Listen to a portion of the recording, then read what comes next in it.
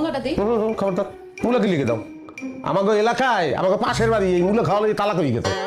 খাইলে পরিবেশ দূষণ হয়, শব্দ দূষণ হয়। মানুষে খায় গরুতে খায়। আচ্ছা মূলা খাওয়া লাগবো না, তো কচু শাক। কে কচু শাক খাবো কি লিখি? আমার কি সমস্যা কি? আমি কি তৃণমূলজি? আচ্ছা কচু শাকও খাওয়া লাগবো না, এই যে পালং শাক কামছে। কোনো চেঞ্জ নেই।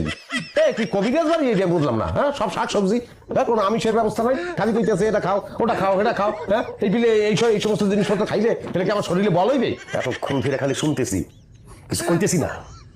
ভাব খানা নবাব আইছে, বাংলার নবাব। এতই যদি নবাবি নিজে বাজার করে আনলেই তো পারো।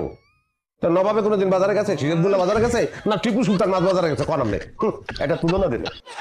কাশেম কোথায় আর কোথায় নবাব সিরাজউদ্দৌলা? তা হয় কাশেম রে কাশেমই গেবেন, নবাব সিরাজউদ্দৌলা কইতে দরকার?